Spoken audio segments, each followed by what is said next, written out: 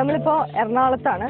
എറണാകുളത്തെ കലൂർ കത്രിക്കടവ് റോഡിലുള്ള ഒരു റെയിൽ നഗർ എന്ന് പറഞ്ഞൊരു ഏരിയയാണ്. ഇതിന് തൊട്ടടുത്ത് തന്നെയാണ്. അപ്പോൾ ആ കത്രിക്കടവ് പാലത്തിൻ്റെയൊക്കെ അടുത്തായിട്ടൊക്കെ തന്നെ വരും. ഇവിടെ നമ്മൾ വന്നിരിക്കുന്നത് മുരുകൻ എന്ന് പറഞ്ഞ ഒരു വ്യക്തിയെ കാണാനാണ്. ഇദ്ദേഹം ആക്ച്വലി ഒരു ഓട്ടോ ഓടിക്കുന്ന ആളാണെന്ന് വേണമെങ്കിൽ പറയാം. പക്ഷെ അതിനപ്പുറത്തേക്ക് ഒരുപാട് നല്ല കാര്യങ്ങൾ തെരുവ് മക്കൾക്ക് വേണ്ടി ചെയ്യുന്ന ഒരാളാണ്.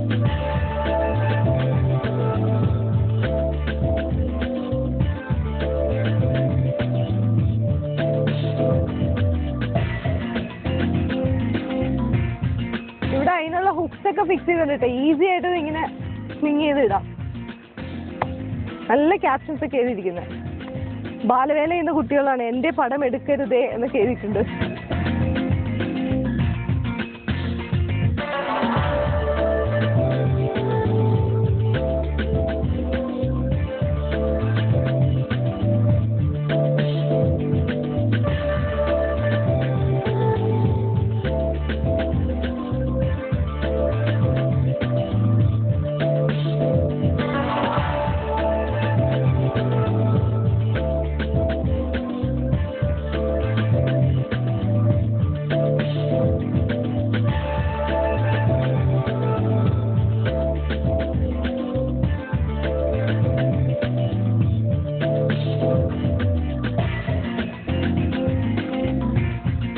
ഇത് ലീല മേനൻ മാമാണ്. കേരളത്തിലെ ആദ്യത്തെ വനിതാ പത്രപ്രവർത്തകയാണ്. ബാക്കി കാര്യങ്ങളൊക്കെ നമുക്കറിയാവുന്നതാണ്. ഫേമസ് പേഴ്സണാലിറ്റിയാണ്. മുരുകനായിട്ട് ഒരുപാട് അസോസിയേഷൻ ചെയ്തിട്ടുള്ള മാമാണ്. മുരുകന്റെ കുറെ കാര്യങ്ങളെല്ലാം അറിയാം. മാം സപ്പോർട്ട് ചെയ്തിട്ടുണ്ട് പല കാര്യങ്ങൾക്കും. സംസാരിക്കാൻ നമുക്ക്. മാം മുരുകനെ എപ്പോഴും മീറ്റ് ചെയ്തത്? മുരുകൻ ഞാൻ എൻ്റെ പത്രപ്രവർത്തനം കേരളത്തിൽ തുടങ്ങിയ കാലം മുതൽ സ്ട്രീറ്റ് ചിൽഡ്രനെ പറ്റി എഴുതുന്ന ആളാണ്. ഞാൻ കോട്ടയത്തായിരുന്നു, പുള്ളി എറണാകുളത്താകുമ്പോഴും. അപ്പോൾ ഞാൻ എറണാകുളത്ത് ബ്രദർ മാവറൂസ് എന്ന് പറഞ്ഞിട്ട് ഒരു ബ്രദർ മാവറൂസായിട്ട് ഞാൻ ഒരുപാട് ഇന്ററാക്ട് ചെയ്യായിരുന്നു. ആ കാലം മുതൽ എനിക്ക് മുരുകനെ അറിയാം. അപ്പോൾ എനിക്ക് ഞാൻ മുരുകനെ അപ്രിഷ്യേറ്റ് ചെയ്യുന്നത് എന്താണെന്ന് വെച്ചാൽ, സാധാരണ ആളുകൾ വന്ന വഴി മറക്കും. പക്ഷെ മുരുകൻ ഒരിക്കലും ബാക്ക്ഗ്രൗണ്ട് എവിടെ നിന്നാണ് വന്ന്, എത്ര കഷ്ടപ്പെട്ടു, വിശപ്പ് എന്താണ്, വെളിച്ചമില്ലാത്ത എന്താണ് ഒക്കെ ഇപ്പോഴും ഓർമ്മയുണ്ട്.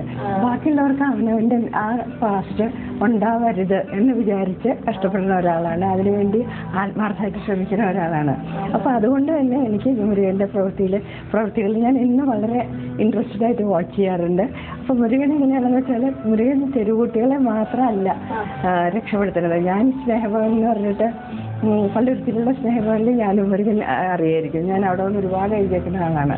അപ്പോൾ അന്ന് അവിടുത്തെ കുട്ടികളെ അവിടെ ഇങ്ങനെ അവരെവിടെ നിന്നൊക്കെയാണ് വന്നത്. ആ കാലത്ത് ഞങ്ങളൊക്കെ എഴുതിയിട്ടുണ്ടെയാണ് ഇവിടെ കോർപ്പറേഷൻ തെരുവുകുട്ടികളെ ഇങ്ങനെ ഒരു സ്ഥലത്ത് ആക്കണം എന്ന് പറഞ്ഞ് സ്നേഹഭവൻ കൊണ്ടുവന്നത്.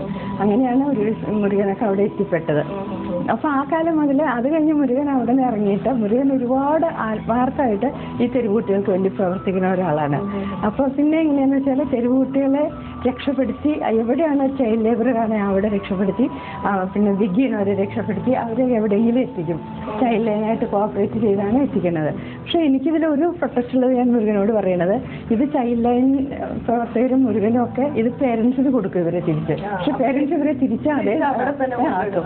അപ്പോൾ ആ ഒരു പ്രവണത മാറ്റിയിട്ട് മുരുകൻ അവരെ ശരിക്കും എവിടെയെങ്കിലും കൂടുതൽ അവർക്ക് അല്ല മുരുകൻ വേണ്ട, അതെ അങ്ങനെ ചെയ്യണ വല്ല ഓർഗനൈസേഷനും ഉണ്ടെങ്കിൽ അവരായിട്ട് കോൺടാക്ട് ചെയ്ത് അങ്ങനെ ചെയ്യണം എന്നുള്ളതാണ് എൻ്റെ ഒരു റിക്വസ്റ്റ് മുരുകനോടുള്ളത്. സമൂഹം മുരുകനെ പറ്റി അറിയുകയും മുരുകന് ഇതുപോലെ തന്നെ എന്തെങ്കിലും ഒരു സഹായ ഹസ്തമായിട്ട് വരികയും വേണം എന്നുള്ളതാണ് എൻ്റെ ആഗ്രഹം. വേറൊരു കാര്യം എന്താണെന്ന് വെച്ചാൽ, ഇപ്പോൾ റീസെൻ്റായിട്ട് നമ്മൾ ആ ഒരു അന്യസംസ്ഥാന ലേബറേഴ്സിനെ കൊണ്ടുവന്ന് പണിയെടുക്കുന്ന സമയത്ത് അപ്പോഴാണ് ഞാനും അറിയണത് ഓർഫനേജസ് പോലും ഇന്ന് ഈ തെരുവുകുട്ടികളെയൊക്കെ എടുക്കുക അല്ലെങ്കിൽ അന്യസംസ്ഥാനക്കാരെ കൊണ്ടുവന്ന് ഈ അനാഥാലയത്തിൽ നമ്പർ വർദ്ധിപ്പിച്ച് ഫോറിൻ എയ്ഡ് വാങ്ങുകയാണെന്ന്. ഞാൻ കോട്ടയത്തുള്ള സമയത്ത് ഞാൻ ഒരു ഫേക്ക് ബിഷപ്പ് ഉണ്ടായിരുന്നു. ശരിക്കുള്ള ബിഷപ്പൊന്നുമല്ല, അങ്ങനെ ബിഷപ്പ് എറിക് മുറിക്ക് എന്ന് പറഞ്ഞ് നടക്കുക. അങ്ങനെ ഇപ്പം ഇല്ല. അപ്പോൾ അങ്ങനെ എങ്ങനെയാണെന്ന് വെച്ചാൽ, തെരുവുകുട്ടികളെ ഇങ്ങനെ കൊണ്ടുവന്ന് നിരത്തിയിരുത്തും. അത് കഴിഞ്ഞിട്ട് അവരോട് പറയും കണ്ണടയ്ക്കുമെന്ന്. എന്നിട്ട് അവർക്കൊക്കെ ഒരു മിഠായി കൊടുക്കും. എന്നിട്ട് അവരിങ്ങനെ ഇരിക്കണം, പടം എടുത്ത് ജർമ്മനിക്ക് അയച്ചു കൊടുത്ത് ജർമ്മനിയിൽ നിന്ന് എയ്ഡ് വാങ്ങുമായിരുന്നു.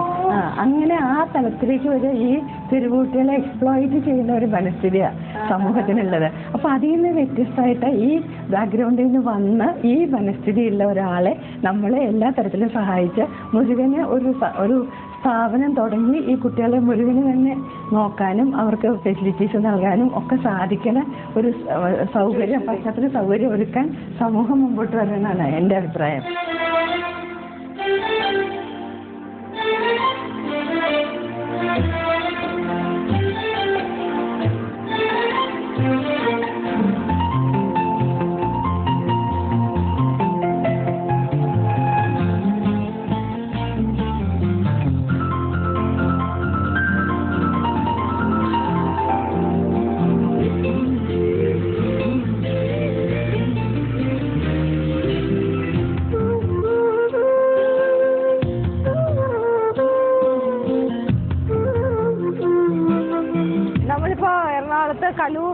കലൂറിനടുത്ത് മണപ്പാട്ടിപ്പറമ്പ് എന്ന് പറയുന്ന സ്ഥലത്താണ്.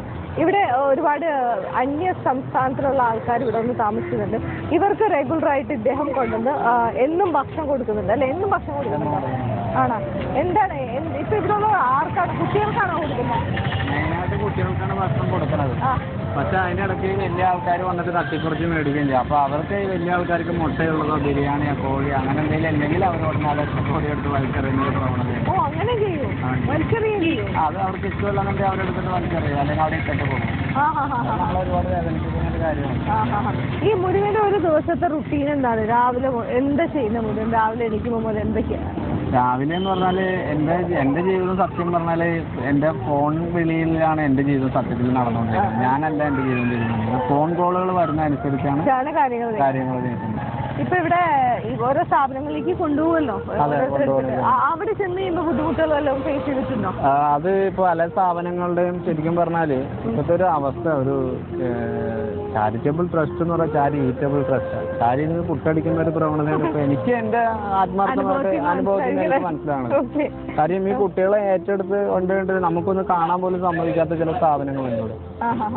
നമ്മൾ രക്ഷപ്പെടുത്തിയ കുട്ടികളെ ഒന്ന് കാണണം എന്ന് പറഞ്ഞാൽ ആ സ്ഥാപനത്തിൽ ചെല്ലുമ്പോൾ ആ സ്ഥാപനത്തിന്റെ അകത്ത് പോലും നമ്മളെ പോലും കയറ്റുന്നില്ല. ഒന്ന് ആലോചിച്ച് നോക്കണം, അതൊക്കെ നമുക്ക് എത്രമാത്രം വിഷമുണ്ടാക്കുന്ന കാര്യം. അപ്പൊ അങ്ങനെയുള്ള സ്ഥാപനങ്ങൾ വരെ ഇവിടെ ഉണ്ട് എന്നുള്ളതാണ്. പിന്നെ കുറച്ച് നല്ല സ്ഥാപനങ്ങളും ഉണ്ട്, നല്ല രീതിയിൽ പ്രവർത്തിക്കുന്ന സ്ഥാപനങ്ങളും ഉണ്ട്.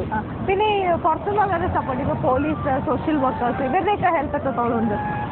ഇവരൊക്കെ എന്ന് പറഞ്ഞാല് എനിക്കുണ്ടാകുന്ന അനുഭവങ്ങളാണ് ഞാൻ പറയുന്നത്. അപ്പൊ ഞാൻ പറഞ്ഞ ഇവരൊക്കെ എന്ന് പറയുമ്പോൾ അവരുടെ സംഘടനയെ വളർത്തിക്കൊണ്ടുവരാൻ വേണ്ടി മാത്രം ശ്രമിക്കുന്ന ഒരു വിഭാഗത്തിൽപ്പെട്ട ആൾക്കാരാണ്. അല്ലാണ്ട് സമൂഹത്തിനൊരു നന്മ ചെയ്യണമെന്ന് വിചാരിക്കുന്ന ആൾക്കാരായിട്ട് എനിക്ക് തോന്നുന്നില്ല. ഇപ്പൊ എനിക്ക് തോന്നണത് ഞാൻ രക്ഷിക്കുകയല്ല ചെയ്യുന്നത്, ശിക്ഷിക്കാനായിട്ടാണ് എനിക്ക് തോന്നുന്നത്. അതെന്താന്ന് പറഞ്ഞാല് ഈ കുട്ടികളെ മാലവലയിൽ നിന്നോ മാലവിഷാദത്തിൽ നിന്നോ നമ്മൾ രക്ഷപ്പെടുത്തി കൊണ്ടുപോകണേണ്. കൊണ്ടുപോയ കുട്ടികളെ പുനർവസിപ്പിക്കാൻ വേണ്ടിയാണ് നമ്മൾ കൊണ്ടുപോകുന്നത്. പക്ഷെ അവിടെ ചെല്ലാൻ നേരത്ത് നിയമത്തിന്റെ പഴുത് പറഞ്ഞുകൊണ്ട് ഈ കുട്ടികളെ ഈ മാതാപിതാക്കളോ അല്ലെങ്കിൽ ഈ കുട്ടികളെ ഏജന്റുമാർ വിറ്റതാണോ അല്ലെങ്കിൽ ഭിക്ഷാടനക്കാരാണെങ്കിലും ഒരു വക്കീലിനെ വച്ച് ആരെങ്കിലും ജാമ്യം എടുത്ത് ഈ കുട്ടികളെ പിന്നെയും കൊണ്ടുപോയിട്ട് വേറൊരു സ്ഥലത്ത് കൊണ്ട് വിടുകയാണ് ചെയ്യുന്നത്. അപ്പൊ അത് സമൂഹം മനസ്സിലാക്കേണ്ട ഒരു വലിയൊരു എന്താ പറയാ ഒരു വിപത്താണത്. ഈ കുട്ടികളൊക്കെ നാളെ ചിലപ്പോൾ വലിയ ക്രിമിനൽമാരായിട്ടൊക്കെ വളരുള്ളൂ. അപ്പൊ നമ്മളെ ചെയ്യുന്ന നന്മ പോലും തിന്മയാകുന്ന ഒരു അവസ്ഥയിലാണ് ഇപ്പോഴത്തെ നിയമമുള്ളത്.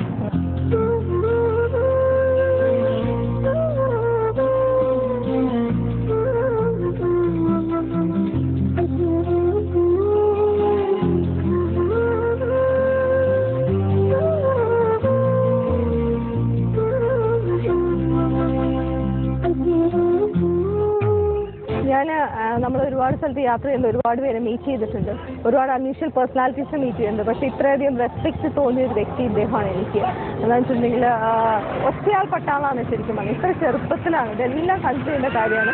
പിന്നെ ഇദ്ദേഹം അങ്ങോട്ട് ചെയ്യാണ്, ഒന്നും ചിന്തിക്കാതെ അങ്ങോട്ട് ചെയ്യാണ് ശരിക്കും ഇദ്ദേഹം. പക്ഷെ ഒറ്റയൊരു പ്രശ്നമുള്ളൂ, ഇദ്ദേഹം ഓരോരുത്തരെ രക്ഷിച്ചു കൊണ്ടുവന്ന് ഓരോ സ്ഥലത്ത് ഏൽപ്പിക്കുന്നു. പക്ഷെ പിന്നീട് പല പ്രശ്നങ്ങൾ കാരണം അവരെ തിരിച്ച് കോടതി വഴിയും അല്ലാത്ത വഴിയൊക്കെ അവരുടെ പാരൻസിൻ്റെ അടുത്തേക്ക് പോകുന്നു. പിന്നെ അവർ തിരിച്ച് തെരുവിലേക്ക് തന്നെയാണ് പോകുന്നത്. പക്ഷെ അതുകൊണ്ട് ഇത് ശിക്ഷിക്കുന്നതാണോ രക്ഷിക്കുന്നതാണെന്നുള്ളത് ഇപ്പോഴും ഒരു വലിയ ചോദ്യചിഹ്നമായിട്ട് തന്നെ കിടക്കുക.